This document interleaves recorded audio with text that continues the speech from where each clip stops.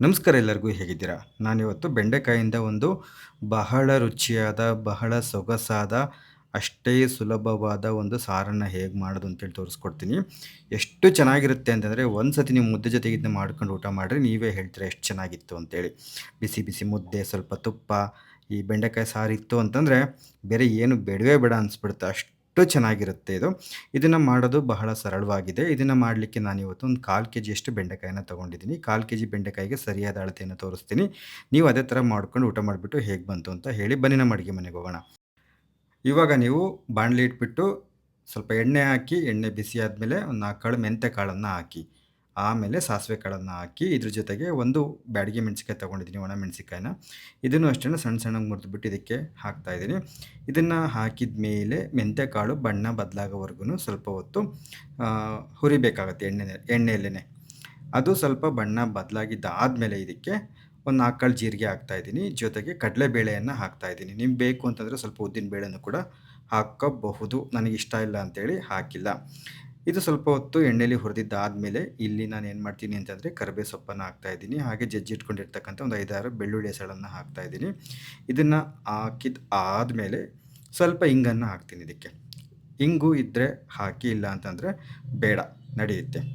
ಹಿಂಗನ್ನು ಹಾಕಿದ ಮೇಲೆ ಮತ್ತೆ ಇಲ್ಲೇನು ಒಂದು ಸಣ್ಣದೊಂದು ಈರುಳ್ಳಿನ ಹೆಚ್ಚಿಟ್ಕೊಂಡಿದ್ದೆ, ಅದನ್ನು ಇದಕ್ಕೆ ಹಾಕ್ಬಿಟ್ಟು ಚೆನ್ನಾಗಿ ಅದು ಈರುಳ್ಳಿದು ಹಸಿ ವಾಸನೆ ಹೋಗೋವರೆಗೂ ಚೆನ್ನಾಗಿ ಹುರಿಬೇಕಾಗತ್ತೆ ಎಣ್ಣೆಲಿ.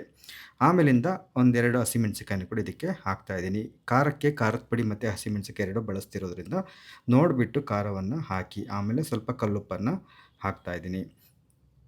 ನೋಡಿ, ಕಲ್ಲುಪ್ಪನ್ನು ಹಾಕಿದಾದಮೇಲೆ ಮತ್ತೊಂದು 2 ನಿಮಿಷ ಅದನ್ನು ಹುರಿದ್ಬಿಟ್ಟು ಇಲ್ಲಿ ಬೆಂಡೆಕಾಯಿನ ಚೆನ್ನಾಗಿ ತೊಳೆದ್ಬಿಟ್ಟು ಈ ಥರ ನಮಗೆ ಇಷ್ಟ ಬಂದಂಗೆ ಹೆಚ್ಚಿಟ್ಕೊಂಡಿದ್ದೀನಿ. ನೀವು ಕೂಡ ನಿಮ್ಮ ಇಷ್ಟದ ಶೇಪ್ಗೆ ಹೆಚ್ಚಿಟ್ಕೊಂಡ್ಬಿಟ್ಟು ಇದಕ್ಕೆ ಹಾಕ್ಬಿಟ್ಟು ಉರಿನ ಜೋರುರಿ ಇಟ್ಬಿಟ್ಟು ಚೆನ್ನಾಗಿ ಒಂದು 3 ನಿಮಿಷ ಒಂದು ಮುಚ್ಚಳವನ್ನು ಮುಚ್ಚಿಬಿಟ್ಟು ಚೆನ್ನಾಗಿ ಬೇಯಿಸಬೇಕಾಗತ್ತೆ. ಮಧ್ಯೆ ಮಧ್ಯೆ ಅದನ್ನು ಗೂರಾಡ್ತಾ ಇರಬೇಕು, ಇಲ್ಲಾಂದರೆ ತಳ ಹಿಡಿಯುತ್ತೆ.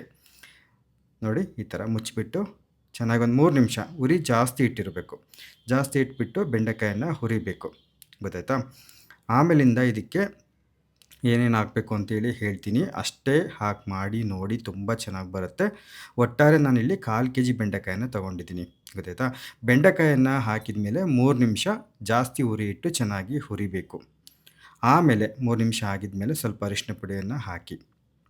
ಇದ್ರ ಜೊತೆಗೆ ಖಾರಕ್ಕೆ ಎಷ್ಟು ಬೇಕಷ್ಟು ಖಾರದ ಪುಡಿ, ಹಸಿಮೆಣಸಿಕಾಯಿ ಹಾಕಿದರೆ ನೋಡಿಬಿಟ್ಟು ಖಾರದ ಪುಡಿಯನ್ನು ಹಾಕಿ. ಆಮೇಲೆ 1 ಚಮಚದಷ್ಟು ಕೊತ್ತಂಬರಿ ಕಾಳಿನ ಪುಡಿ ಅಂದರೆ ಧನಿಯಾ ಪುಡಿಯನ್ನು ಹಾಕ್ತಾಯಿದ್ದೀನಿ. ಬರೀ ಧನಿಯಾ ಪುಡಿ ಇದು, ಸಾಂಬಾರು ಪುಡಿ ಅಲ್ಲ. ಆಮೇಲೆ ಹುಳಿಗೆ ಎಷ್ಟು ಬೇಕಷ್ಟು ಹುಣಸೆಹಣ್ಣನ್ನು ಮೊದಲೇ ನೆನೆಸಿಟ್ಟಿದ್ದೆ. ನೀರು ಜಾಸ್ತಿ ಹಾಕ್ಬಿಟ್ಟು ಹುಳಿನ ಇದಕ್ಕೆ ಹಿಂಡ್ತಾ ಇದ್ದೀನಿ. ನೋಡಿ, ಹುಳಿ ಎಷ್ಟು ಬೇಕೋ ಅಷ್ಟು. ಈ ಒಂದು ಸಾರಿಗೆ ಉಪ್ಪು, ಹುಳಿ, ಖಾರ ಹದವಾಗಿರಬೇಕು. ಆಗ ಸಾರು ತುಂಬ ಚೆನ್ನಾಗಿ ಬರುತ್ತೆ. ಅದನ್ನು ತಲೆಯಲ್ಲಿಟ್ಕೊಳ್ಳಿ. ಇದನ್ನು ಹಾಕಿದ್ಮೇಲೆ ಇನ್ನೊಂದು ಸಲ ಚೆನ್ನಾಗಿ ಗೂರಾಡಿಬಿಟ್ಟು ಇದು ಕುದಿಲಿಕ್ಕೆ ಎಷ್ಟು ಬೇಕೋ ಅಷ್ಟು ನೀರನ್ನು ಹಾಕ್ತಾಯಿದ್ದೀನಿ.